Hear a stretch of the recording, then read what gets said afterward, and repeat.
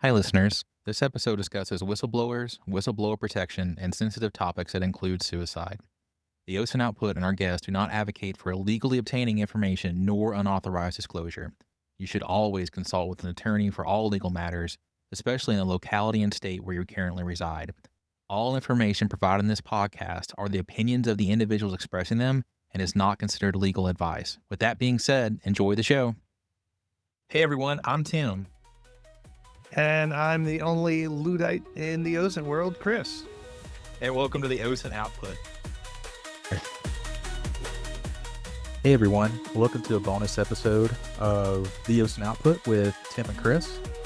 Today we have a special guest and we're going to let him introduce himself. But, one of the things before we get started is both Chris and I take privacy very seriously.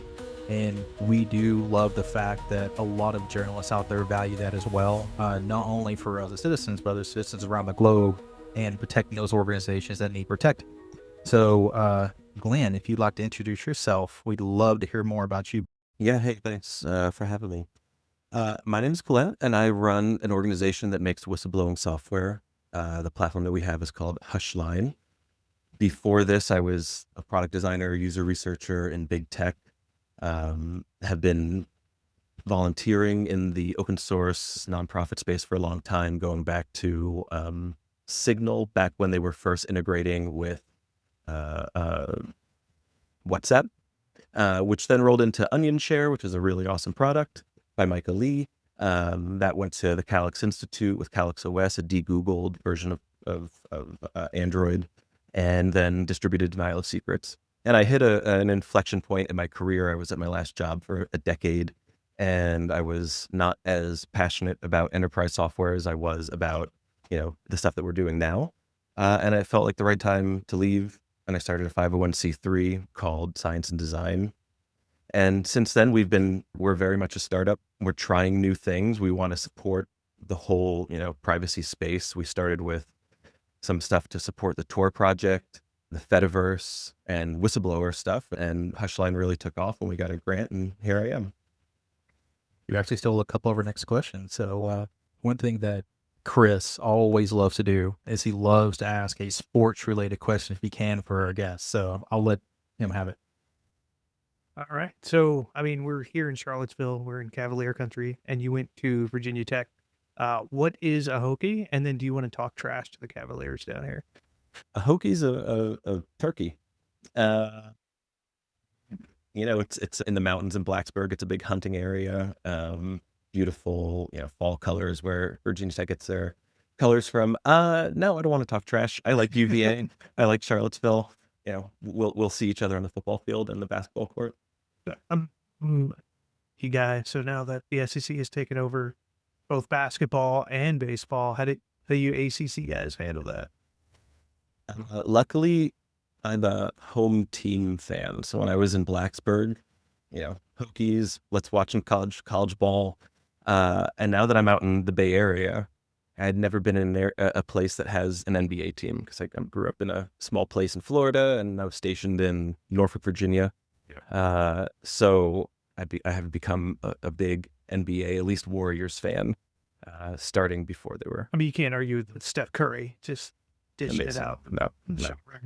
All right. And then I think I've read some of your bios and you describe yourself as an activist for equitable internet. So what does that mean to you? What does that look like? And how do you push that out to the world?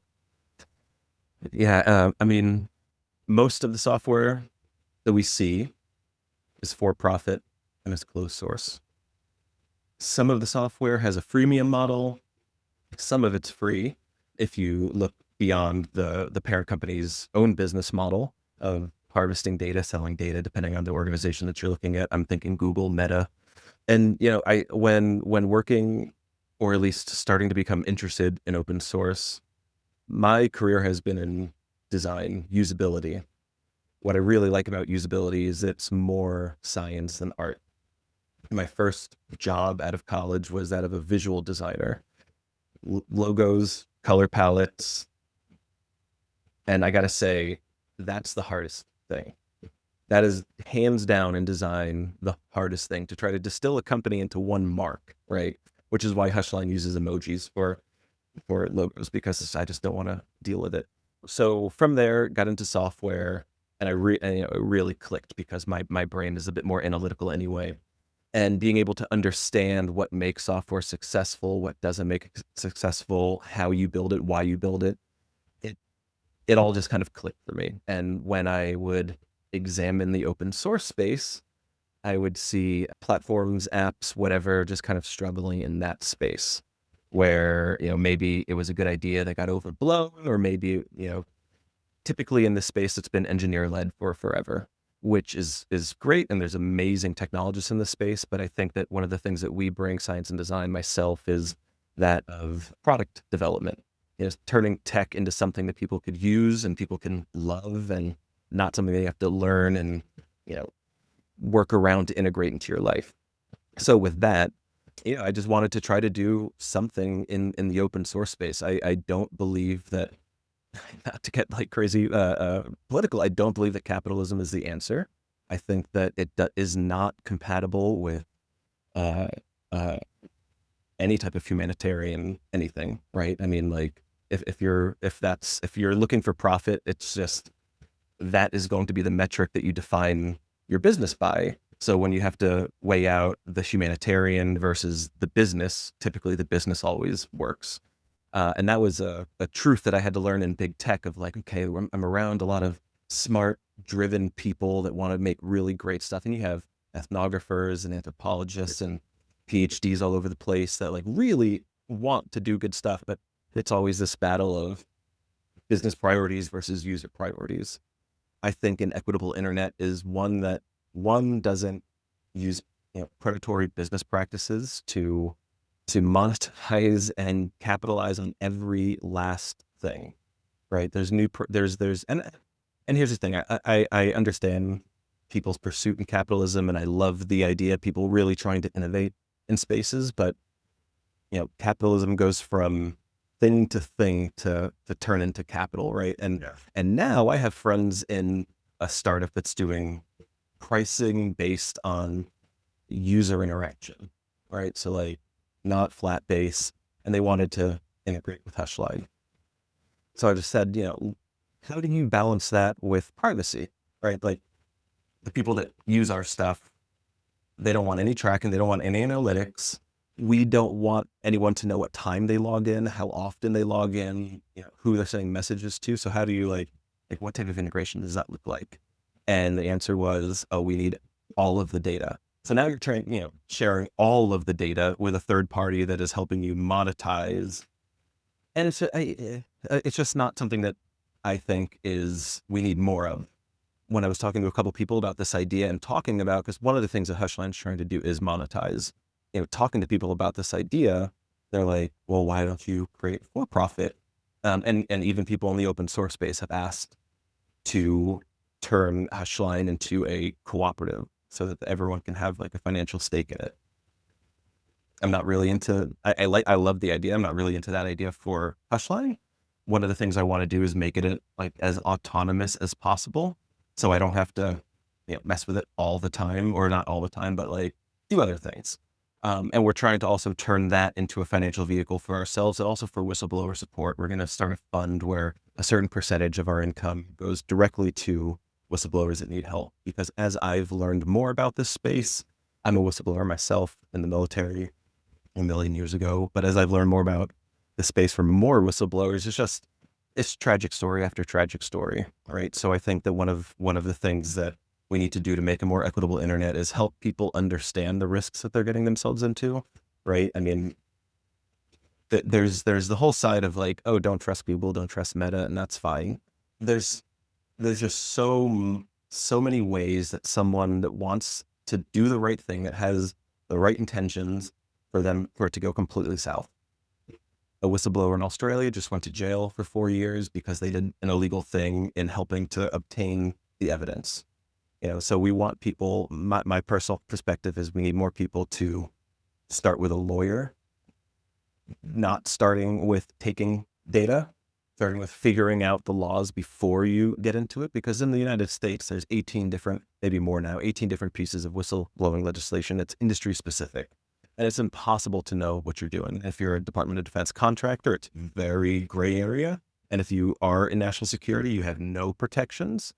And, so we want to help educate future whistleblowers to do the right thing, or at least do it in a smart way. And we just want to, turn it into something that helps people versus working towards just one end. We don't want more whistleblowers. We want more successful whistleblowers to stay out of jail and walk away with nothing. So getting back to a little bit more of your background, Mhm. your previous life. Mhm. So you said you worked for all these organizations. I want to poke you with a stick a little bit. Mhm. Do you have a favorite one? Yeah. Or do you compare them all to be equitable to each other? Or, which position maybe feel like you made the most progress towards the public good or more equitable in that? I can't say favorite, right? I mean, we can go I don't want to poke you just a little bit. through each. I mean, I worked with Signal back in the day when it was 4 or 5 people with a physical office and the mission. The culture was very different. The product was very different. It was still kind of, I can't remember exactly the number that they were reaching for at the time, but it wasn't 100 million. It wasn't 10 million. You know what I mean? It was low usage numbers. And one of the issues was, how do we get people to use Signal? Oh, I do remember WhatsApp had an outage a few years ago, and everybody started saying like Signal would be an excellent program for you to go to because it's Indian encrypted as well. Were you there at that time, or were you aware of exactly how that usage kind of spiked and what they did to kind of help it out? Yeah, I remember the outage, and that's always in the news for some type of privacy related infraction.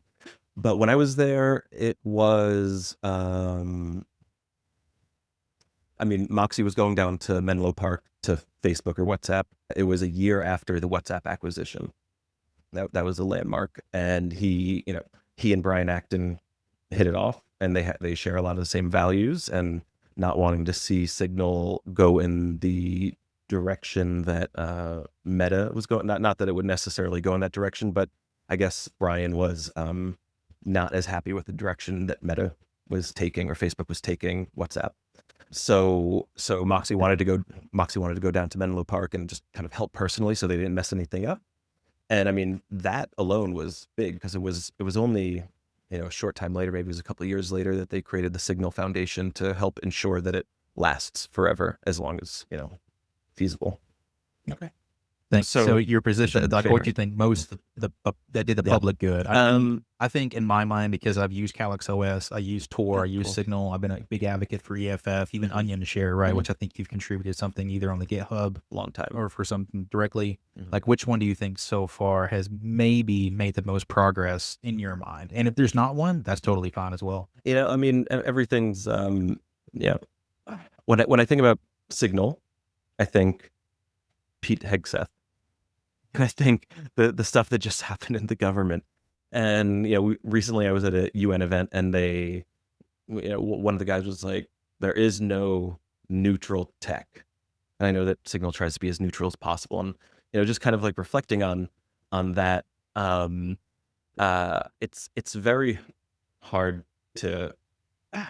All of these things come with a double-edged sword, right? One of the people that I'm most close with, that is kind of a mentor in the space for me, and I won't mention his name or the organization he's with, but it's something that's been around for a long time. Communications infrastructure, anarchist organization, great organization, and from time to time, they might block an IP address because the FBI is like, they're doing something bad, so tell us who they are. They're like, no, we're not going to tell you who they are, but we'll block it for you.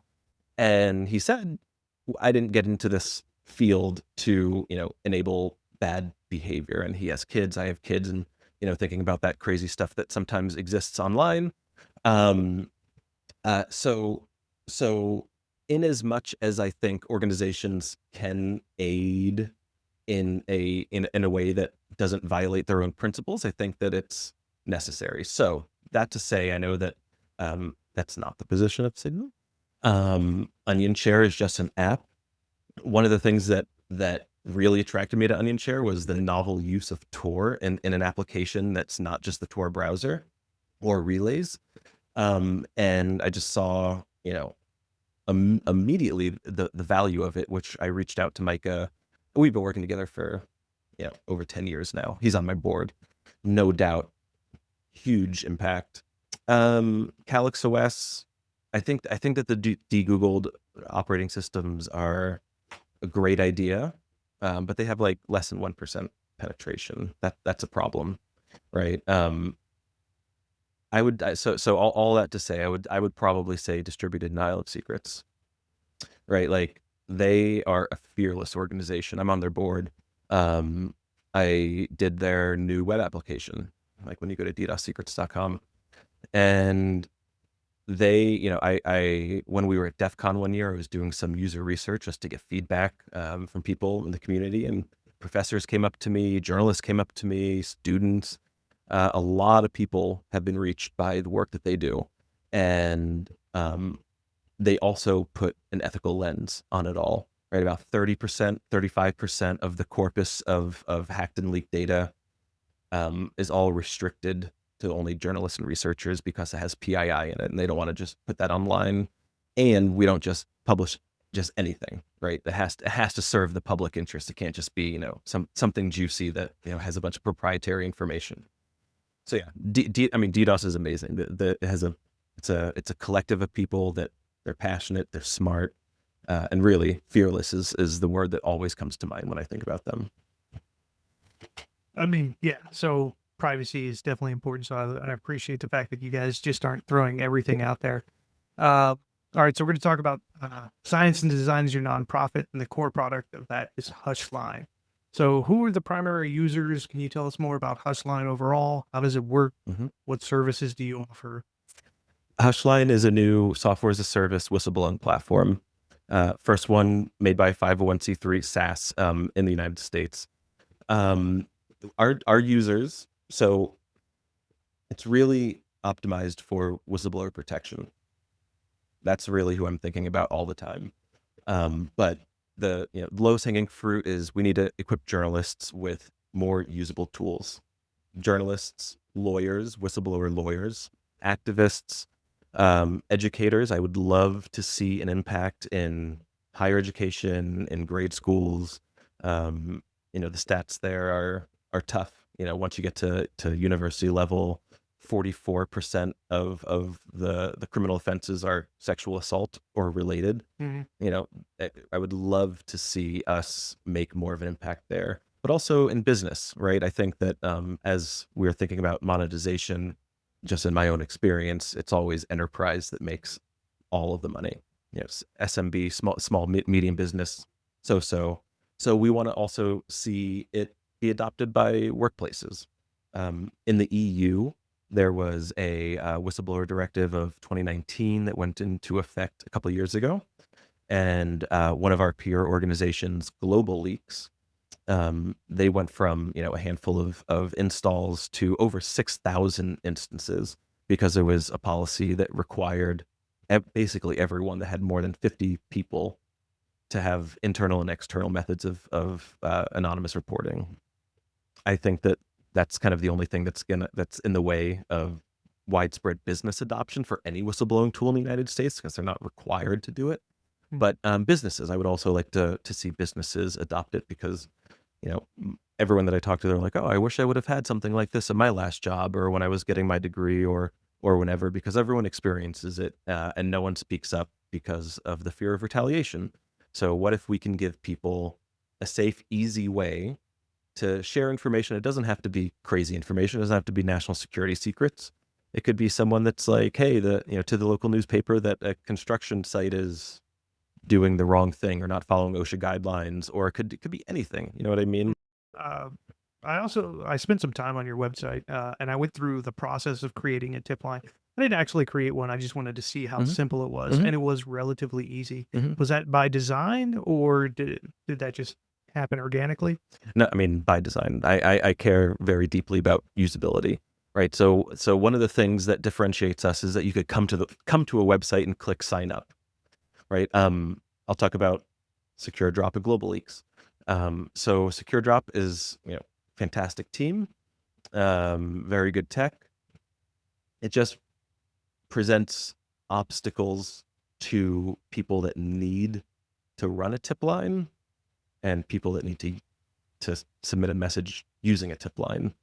It's it's either a hardware array of servers or it's a new laptop, Cubes-based operating system that they're using for their new workstation.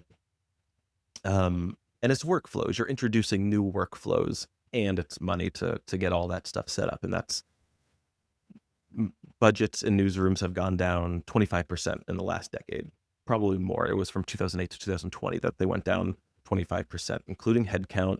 A lot of teams that run SecureDrop or organizations that run SecureDrop need a team, at least one person to be checking in on it, to be following up. And it does create a lot of work. And I know of newsrooms that have dropped it because they just don't have the team to maintain it. And then there's Global Leaks. And they're kind of a little bit in between. You can sign up for a trial. I don't think it's a full install, but they're great. It's an Italian group that they care very deeply about this stuff. But again, you need a developer to use it. Yeah. So I wanted to make software for someone that's non-technical. Like me. Like 99% of people, right? And that's the other thing when there's engineering led products or tech, it's a lot of what would be cool for me. Yeah. Not how does our user think about this thing and what do they actually need it to do and how do we make that as easy as possible? And we'll just publish docs. We'll just publish the docs. And that's always kind of like a scapegoat of, it could be better, but we'll just make sure that it's clear. But nobody reads docs unless you're in that group that cares really about technical solutions.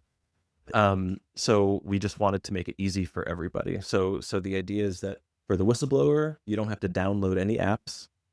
You don't have to create an account. You just find the person that you need in our directory. There's a verified tab and an all tab. So verified users, and you guys should sign up for it. It'd be awesome. I've talked to everybody. I verify that they are who they say that they are to help against phishing or anything like that. And then there's the all tab. And if you want to, add yourself to that and make yourself available, that's great. But we've been seeing a lot of adoption from film, even in the film industry, documentarians, journalists, lawyers, more businesses are signing up. I am seeing that they're typically outside of the United States that are signing up. So that's also kind of interesting. Yeah. And then one more thing I wanted to highlight from the directory, which again, the website was really easy to navigate. Everything was within a few clicks. But I noticed on the directory that you had Art Vandelay. Is that something that you guys created just to test it out? Because that's the pseudonym for George Costanza. Seinfeld. At the end of that bio, it says demo account. I should probably just remove. Art Vandelay is the persona that I use everywhere. I've used it in all of my jobs, and especially when I do usability testing, the fake data, I'll have an Art Vandelay in there. And seriously, for over a decade, people are like Seinfeld, and it always gets a laugh, and so I'm just like, no. Art Vandelay's staying with me. He's done a lot of work. So I'm assuming in a lot of comments in your code, you'll see Art Vandelay somewhere in there. You might see it somewhere. Although our engineers are probably like, no, let's clean that up. One follow-up I want to have for journalists, is there you mentioned that you are considering monetizing or one of the ways to do that. Is it currently free for them, or are you looking at paid tiers now? We have paid tiers now. It is, but it's free. People have advised against this, but whatever. I've been in the monetization world, and I see all of the ways that can work. I want Hushline to be completely sufficient, the free tier for 99.9% of people, right? All you need is a contact form. It just needs to be secure and relatively anonymous. We have an Onion service, native Onion service, and then for the last people, which are probably businesses or probably more geared toward professionals, then we have on our hosted service, very, very cheap, $5. And then you get custom forms is the big one. You can make an arbitrarily long form from checkboxes, radio boxes, whatever drop downs.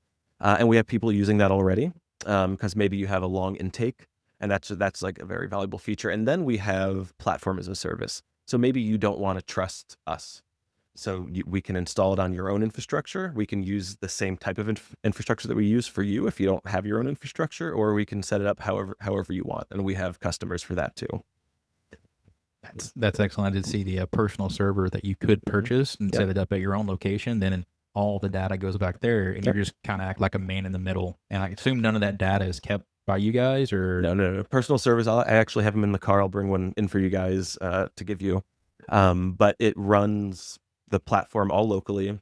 It's Raspberry Pi based. I wanted it to be on ubiquitous hardware so that if anyone that just ran there's so many Pis in the world that just don't get used. With an ePaper display, and we did a custom case that closes off all of the ports except for Ethernet and power.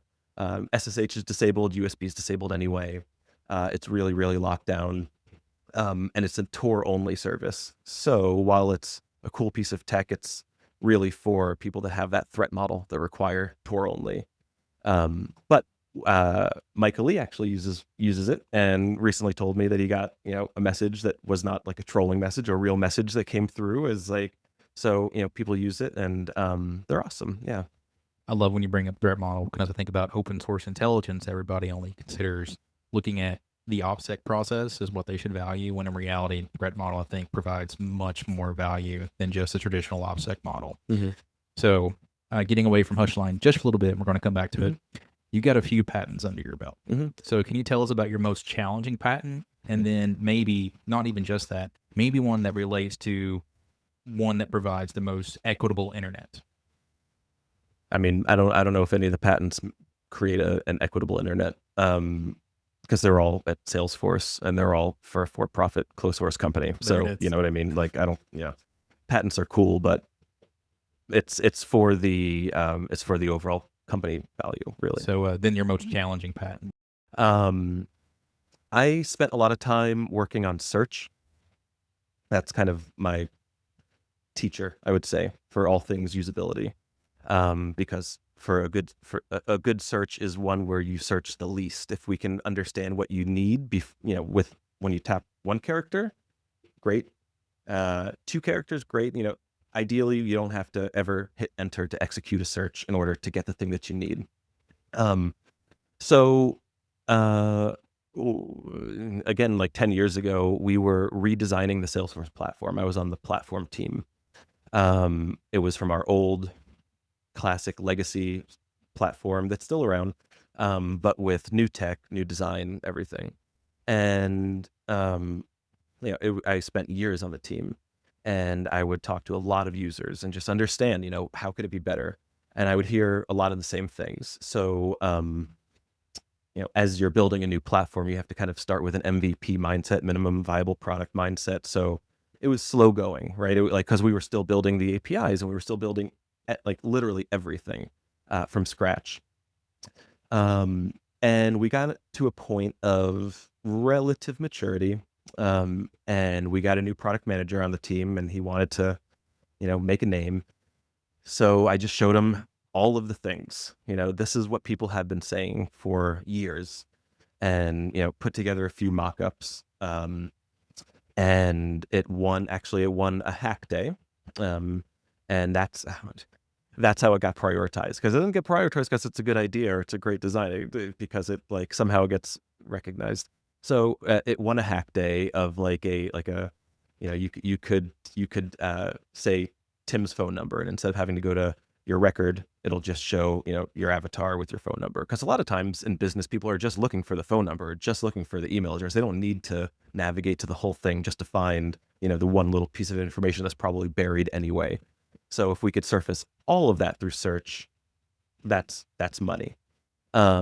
So it started off as a search box that could just do a little bit more than keyword searches, and then it turned into what we called Einstein Search, just their AI marketing that I think is already dead because there's Agentforce now. Anyway, so it's a dialogue instead of it being just a menu where you click as the search box. It's now a dialogue that opens up, fully accessible. Keyboard navigate through it or whatever, and it'll have 2 panels where you can say, here's your search results from across records or lists of records or apps, where before it was just records.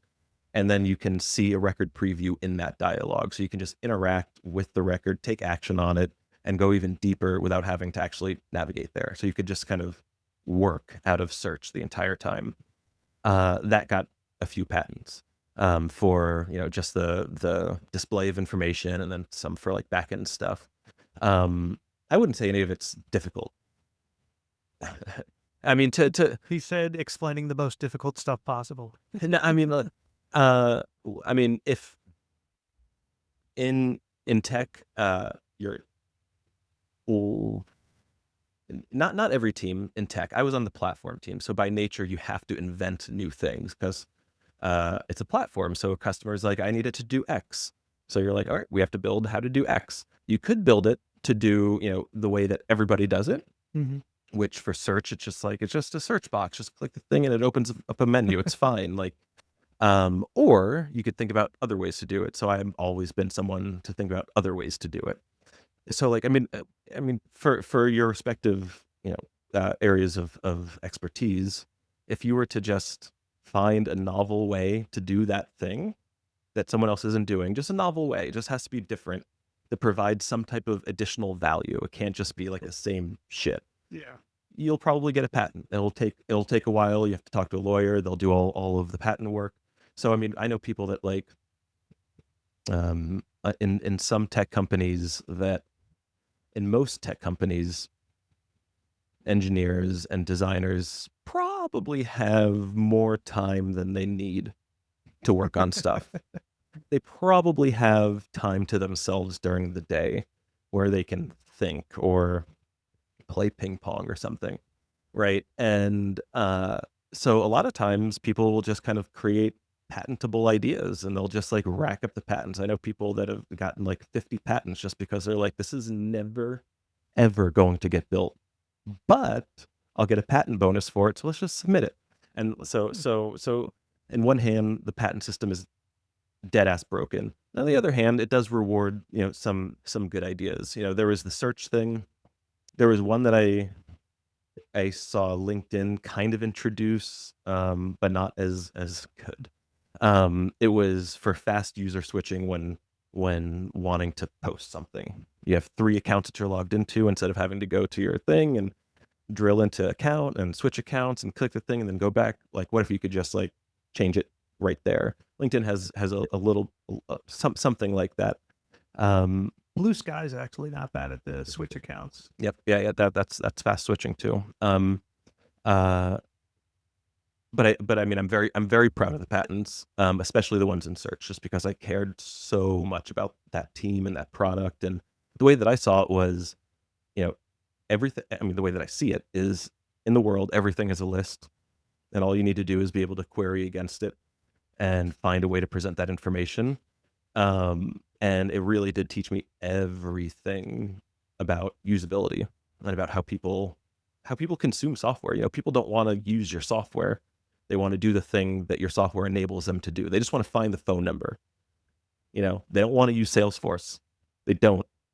And in the same way, like, I don't want journalists or businesses or lawyers to think that you have to use Hushline. You don't have to use Hushline. You can set it up and it can deliver to your inbox. It's integrated with platform, or it integrates with Proton's key, like public key system. So you can just import your public key if you have a Proton address, and then it's just set up. We want it to be a background service. We don't want, you know, I'm sensitive to, like, you know, the assault of push notifications on my phone all day, every day. I turn those off on everything I possibly can. Same here. I get angry at it. Same here. I have an Apple Watch, and the only thing that comes is Hushline messages to a certain folder and Signal messages. Everything else is like, it could wait. So, I mean, that's actually a good natural transition to our next question. And this is about privacy. So what kind of steps do you recommend that either individuals or organizations take for both internet and physical privacy when, you know, using your service or just in general? I mean, it just depends. Again, depends on your threat model. Tor is there if you really want to, you know, defeat network monitoring. The only problem is that even in the privacy space, 5% of people use Tor, once or twice a day, and it's a big stumbling block. I mean, when using our service, yeah, I mean that pop up says like, you use a personal device that you own or control. Just a handful of little things. Don't use a work network or VPN. Uh, I mean, honestly, it's a funny question because I think about this a lot. Where the more I work with whistleblowers, the more my stance on whistleblowing is like, just be really sure that what you're doing is what you want to do, and it's not like a sunk cost fallacy thing where you care so much and you've already, you know, maybe lost your job, so now you're really, digging in.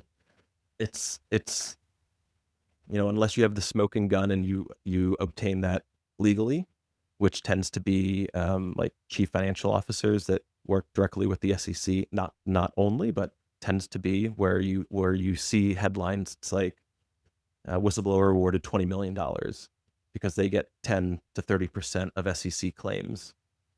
So when you have that type of lens into a company's finances, that is the hard evidence. That's when a lawyer's like, oh, slam dunk. But if you don't, even if you have very intimate knowledge of all of the bad things happening at a company or at a whatever, take Boeing, for example. One of our users is a whistleblower that represents the Boeing, or a whistleblower lawyer that represents the Boeing whistleblowers. The two that passed away were his clients. Like people in the space just care so much. And I think that with whistleblowers, it's about being sure, making sure that you don't do anything that is irreversible. Most whistleblowers lose their careers. Many people face eviction because they can't pay their rent now. Talking to someone like that right now. Maybe they're losing their car. They're blackballed from the industry. They can't find another job. And sometimes in the aerospace industry, it's, in North Carolina, South Carolina, where there's a Boeing plant, like that's the only, or a contractor, that's the only business in town. So like if you lose your job, what are you going to do? Relocate your family as a 50-something, 60-something year old and try, that's not going to happen. The more I work with whistleblowers, just really be sure, start with a lawyer, form a team around yourself, get a mental health professional. Depression, drug use, suicide, these things are very real that they deal with all the time. So it's not even so much like, how do you technically stay safe? It's like, how do you just stay safe? And the more I work in tech, the more I'm like, oh, well, I think that we should probably have less tech in our lives. Because going back to the for-profit, nonprofit, bifurcation of most things, like you two are outliers. So you could probably name a lot of nonprofit software, but like what, I mean, Signal, Firefox, I mean, we can name more, but like that really have the public's attention, and Firefox probably doesn't. So like, who really has the public attention that's open source and nonprofit? I mean, nobody, because the money isn't there to. I mean, there's a lot of money. Don't get me wrong, but it's hard to get that money. The money isn't there for platforms because it's an ongoing cost. This is why Signal has an issue of, years ago being $50 million a year to run because of all the storage and all the text verification for 100 million users now, which is why Brian Acton has to step in and say, hey, we'll float you until we could figure it out, which is great, but we shouldn't have to rely on benevolent billionaires to keep humanitarian tech afloat. It's great that they're doing that, but I don't think that's like the model that we should try to emulate. So I was looking at Tor's 2021, 2022 financials, and in it they stated they received a significant amount of funding from the U.S. State Department, Bureau of Democracy, Human Rights, and Labor at over $2 million, and that seems to be like half of Tor's budget. And the Department of State or that specific bureau may get a cut next year. So what are your thoughts on that? Oh man, yeah, I talk about that a lot. If Tor goes away, it would be an actual crisis, like a humanitarian. It would be a net negative for the world if Tor went away. And I can't even like be more sincere, more than Hushline, more than Signal maybe, like because there's so many other options out there. But Tor, what it does really good. Yeah, there's bad stuff that happens on it, but it really is a small percentage of the overall usage. But you know, we got it was through Tor, through another organization to Onion Share to us, and we got a little bit of money to do mobile applications. So when the iOS and Android apps came out, it was from that money, and it was probably State Department money. And the goal was to get anti-censorship tech into China. So the only app stores that the Onion Share was released on was U.S. and China. And I come from a little bit of a religious background. I'm not religious now. Very respectful of anyone that is though. And but like as in my personal life stepped away from that which, we don't have to get into religion, but like that which just like wasn't for me. I was reminded on this project by the great Nathan Freitas of Guardian Project that this tech is so that Christian missionary in China can get information from their home church in Texas and disseminate it without getting caught and killed. And it was a bit of a humbling experience because I never in a million years would ever think that like one of the goals of anything that I would work on is to enable Christian missionaries to do anything. But like it's not about that. And what is also so magical about open source is that you have to get over that type of stuff. And like you're really making it for everybody. And like whether you believe in that thing or not, like that's the mission. I mean, people listening should just donate to Tor. They make a lot of money from all kinds of places. But they need to, I mean, they really need to stay around. They're a very important organization. Yeah, we've come a long way from smuggling thumb drives into these countries, and now we have actual tech solutions outside of physical ones that we can use now. Thinking about that, when you said that there was a missionary over there, with these people traveling to these foreign locations, they are probably going to bring devices with them, most likely burner devices, I assume. One of the questions that we were asked from a listener is what other preventative measures can these people consider when traveling to non-permissive areas where this information may not be allowed, or these practices? Yeah, I mean, install stuff before you go abroad, a VPN that can get you a connection out, whether it's back to your home network, just like a Pi VPN or something, WireGuard, or you get Mullvad, on your phone, whatever one you trust. But I think that's hard. If you go to a place where your phone can get searched, it's hard. I mean, I don't really have a great answer because I think about the activist Ola Bini in, if I'm pronouncing their name right, in Ecuador, I think it was, who was detained because they had Tor and something else on their phone. We were approached to do some work for software to get into North Korea. And they couldn't give us any intelligence onto like how much surveillance is baked into the devices that citizens have, or like how heavily modified is that version of Android or Linux or whatever they're using. It's called Red Star OS, and there's another one. And they couldn't. And it's just like, well, I mean, how easy could it be for someone to like inspect the phone and see that that app is not the size that it's supposed to be, and that it doesn't open the way that it's supposed to, or whatever. It's just easy. It's just really easy to get caught. And with that, even if you're not caught, say they do inspect your phone and they see something nefarious that they view, they probably could install an exploit on the phone to monitor it. What are your thoughts? And if you don't know what it is, I'll be more than happy to bring it up to show you, on the mobile verification toolkits. Have you heard of that toolkit at all before? So what it does is it goes through your phone, and right now it's kind of hard to use because the description that we saw, the video we saw, they were using it on Linux through a virtual machine, and there have been a lot of journalists complaining about it. And it has a library Mhm. and it has a dictionary in it that will detect certain phrases, terms, and file extensions. So let's say something like an ATP, like if they happen to install something into that, then you could run that after you get back to detect it. And then, of course, you immediately lose that device because it's probably embedded in the kernel and there's no way you can remove it. But yeah, the mobile verification toolkit is something that journalists should consider if they go to a non-permissive area and ever return from it. Or, in my opinion, in most cases, if you're going to Russia, China, if you ever get into North Korea and Iran, those devices don't come home with you.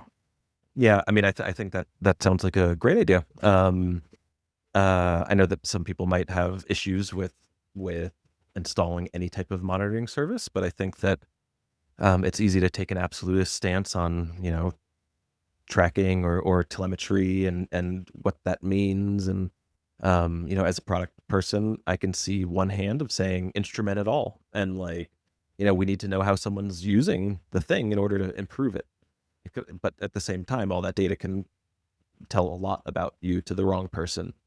I on one hand, it depends on who's implementing it, right? Is it local only? Great.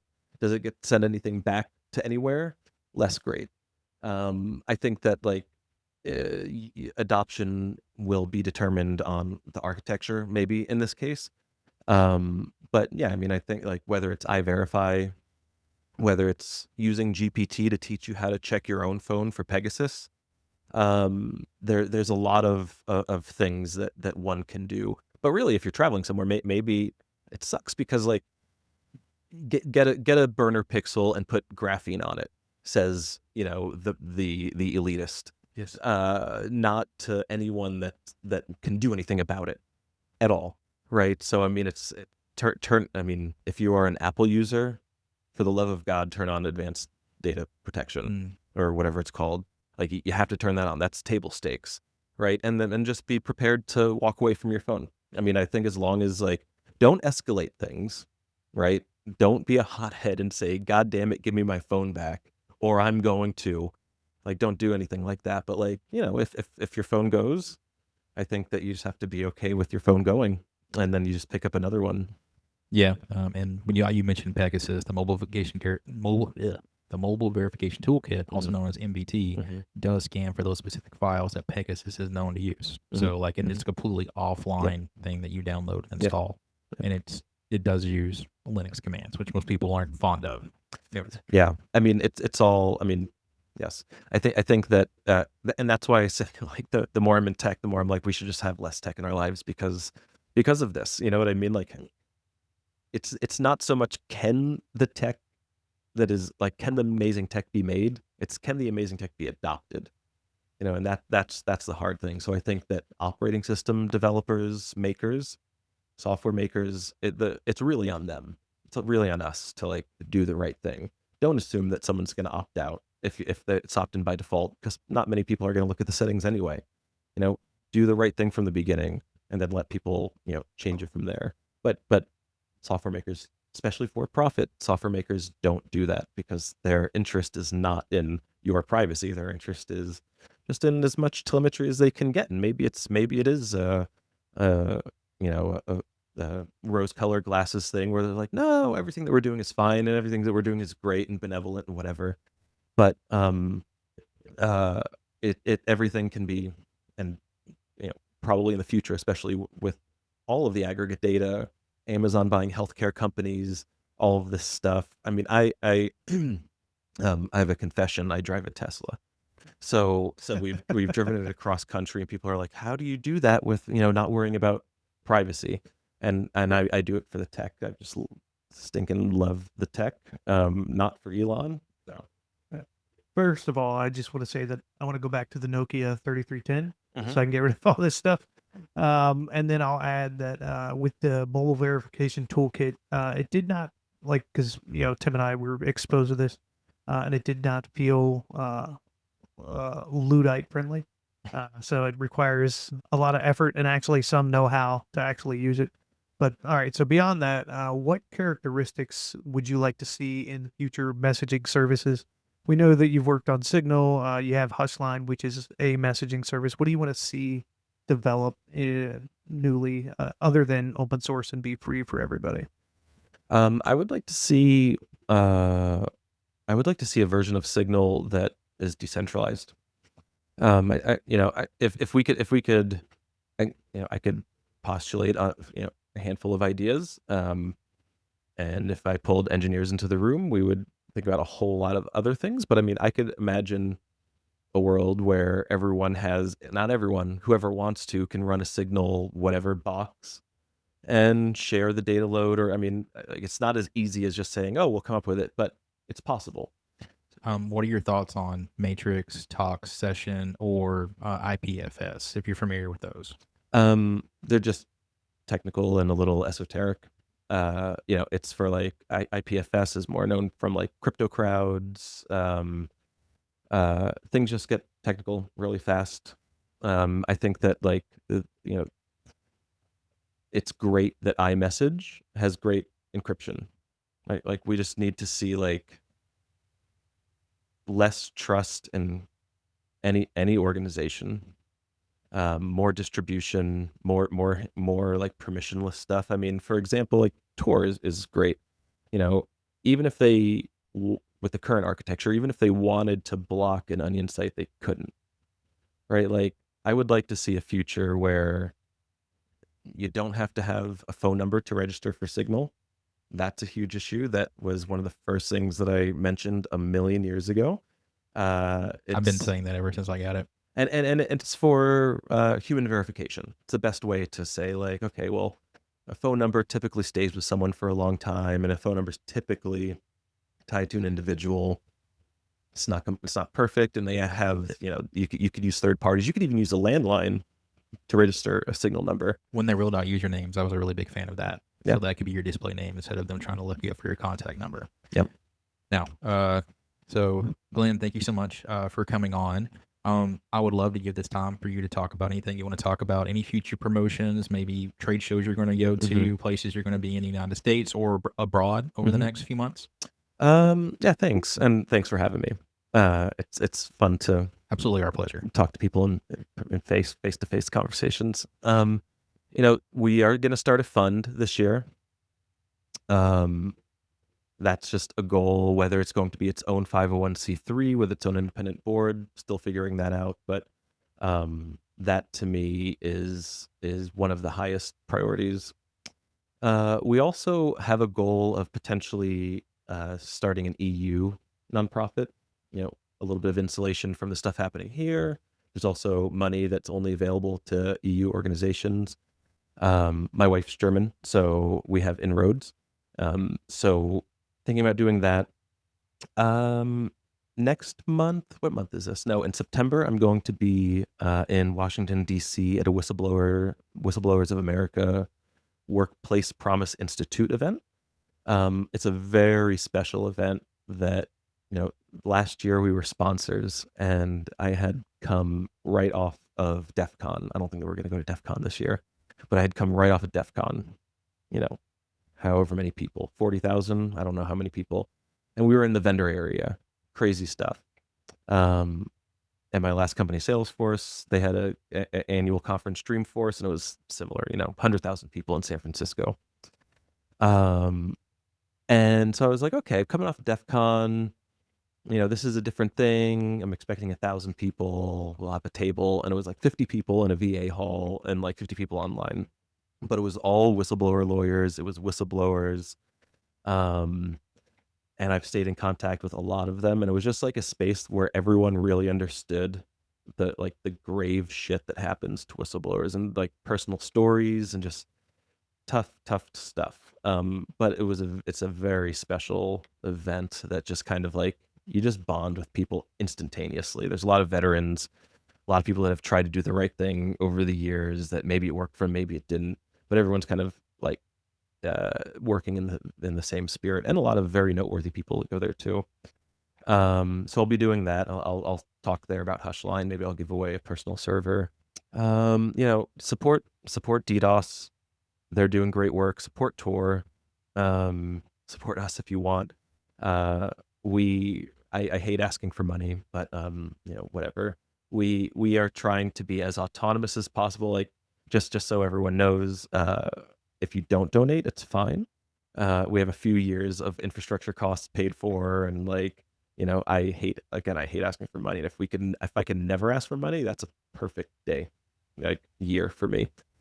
There's this paradox of you know, I can't remember exactly the academic term for it, but it's like the paradox of disclosure, or you know, of the whistleblowers, call it, where we valorize on one hand the bravery that it takes to become a whistleblower, and we talk about Daniel Ellsberg and Snowden and all these people and look at the amazing thing that they have done, and then immediately they are punished for the thing that we valorize.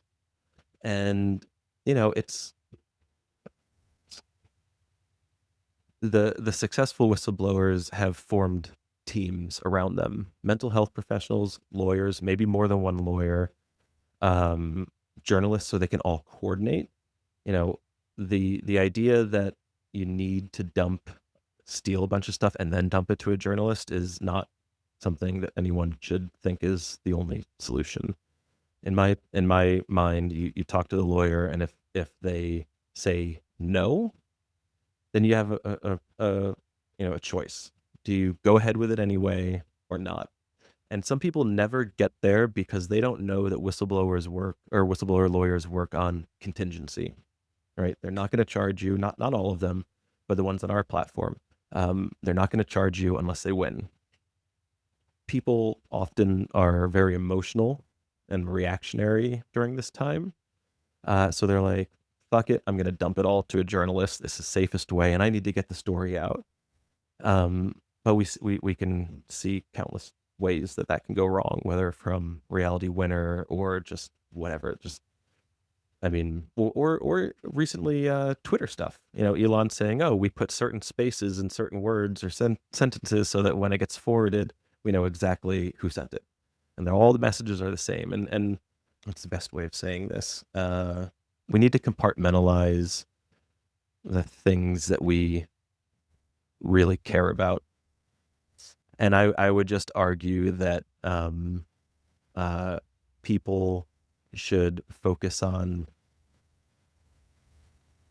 improving their lives before, and like all that it takes to improve their lives, versus I'm going to put all that on hold so I can improve this company.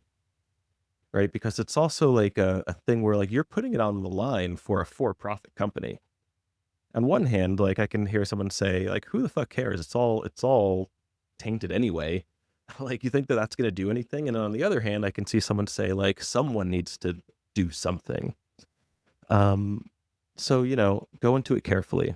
Just make sure you're making the right decision for yourself. Like, there's no honor or fame that you're going to find. You might find honor. You're not going to find fame, most likely, and don't do it for that reason. Don't do it for any other reason than whatever, you know, is that thing that convicts you to put it on the line. And make just, it's just hard to overstate that, like, just be smart. Just be very smart about it. Thanks so much, Glenn. Thanks so much for listening today, and if you liked the episode, please consider liking, subscribing, or leaving a comment. We also set up a donations page on our website at theosinoutput.com and currently accept Bitcoin, Ethereum, and Monero, but we will be setting up other donation options in the future. This was the OSINT Output, hosted by Chris and Tim. Tim and Chris.